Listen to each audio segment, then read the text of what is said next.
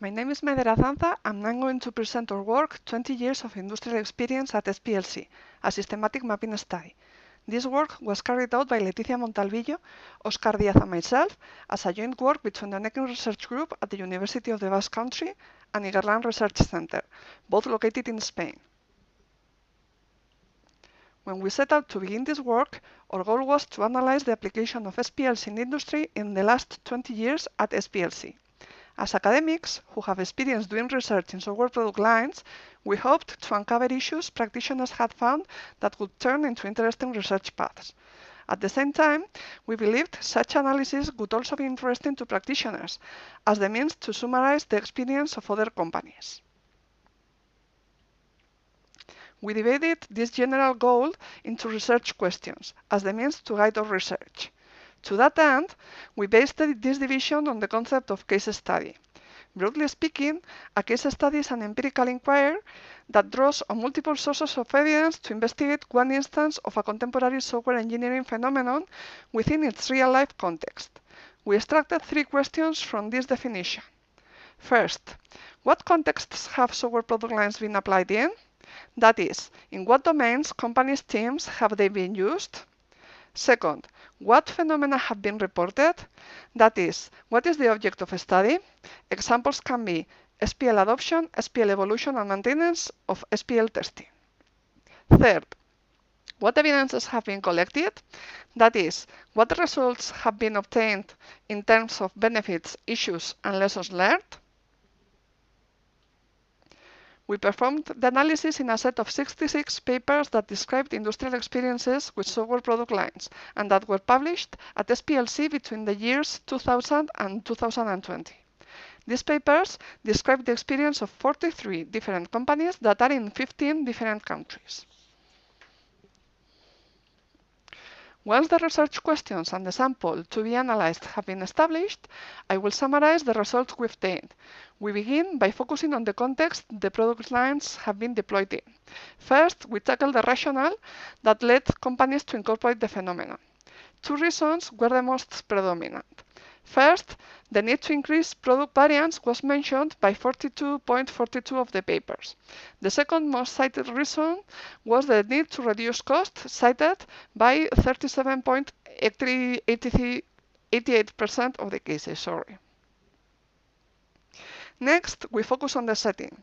76% of the cases develop embedded systems, and half of the cases were located in either USA or Germany.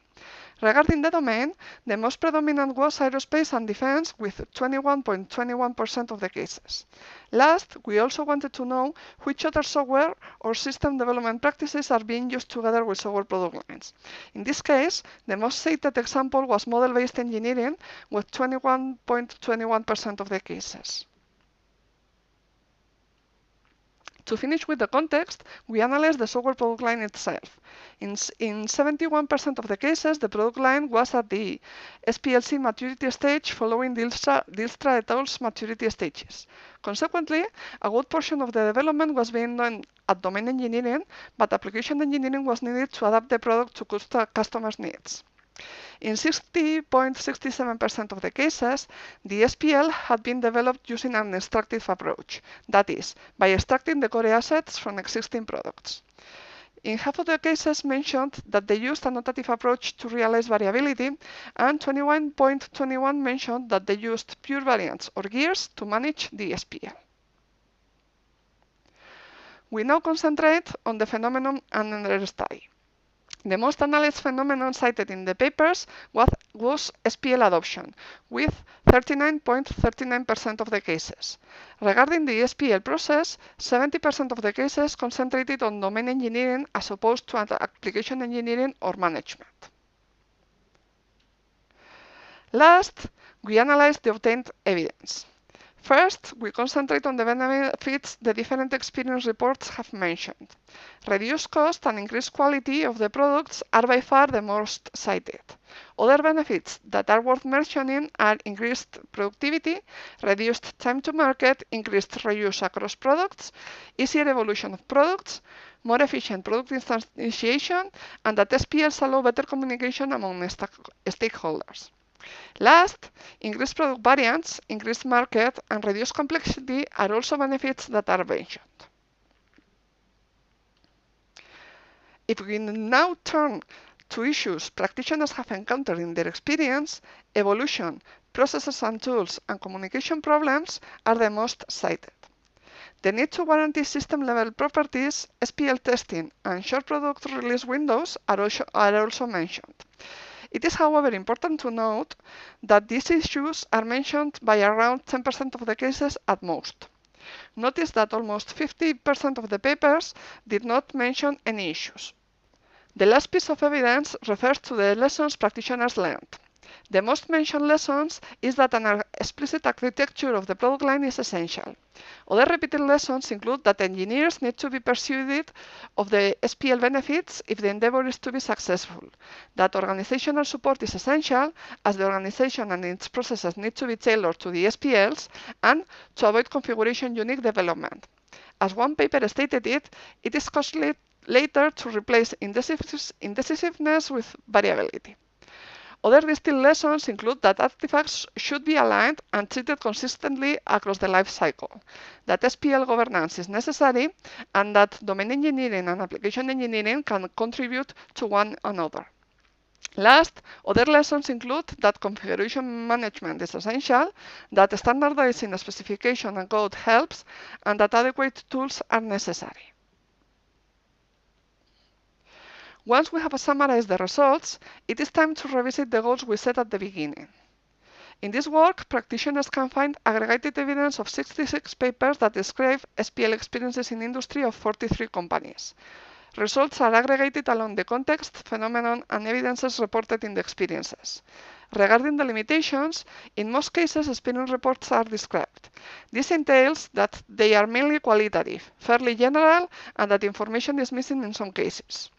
As a case in point, there is no uniform reporting of the context and the variables that characterize it. How can practitioners report experiences that can be better aggregated to obtain stronger evidence? One way can be to follow a more systematic process. Case studies or action design research can provide leads. If we now focus on academics, this work presents aggregated experience of hands-on experience using SPS. Of particular interest to them are the issues practitioners encounter, being SPL evolution and processes and tools the most cited ones. However, the same limitations stand. How can academics contribute? We are the ones with research methodology experience. We can transfer that knowledge, collaborating with industry and helping them with systematization. Last, if we analyze the SPLC community itself, it has shown an ongoing and strong participation from industry in the last 20 years. Nevertheless, the limitations are still there. How could the SPLC community help in this issue? By fostering a closer communication between industry and academia. And how can this be materialized? In the paper, we propose to take advantage of action research to build collaborations between academia and industry. Academics might have motivation, time, and methodological knowledge, but practitioners bring authenticity and relevance from the domains. We believe academics can help disseminate the results in a sounder way. To that end, we suggest the creation of a mentoring program for the industry track of SPLC, with a two-loop reviewing process, where reviewers can offer methodological advice in the first round, and in the second round, it proceeds as usual. Even if we believe it would be worth it, such a process would obviously involve more effort from the involved actors. What incentives would they have? Academics could maybe be convinced by appearing as editors of the final paper, but what incentives would practitioners have? Moreover, more detailed industry papers could potentially bring image and confidentiality issues for companies. How do we deal with them? Summing up, we do have more questions than answers. We hope to translate these questions to the community and to being part of the discussion, because we strongly believe that closer collaboration between industry and academia is essential in SPL research. Thank you very much for listening. If you have any questions, comments, or improvement suggestions, please do not hesitate to contact us.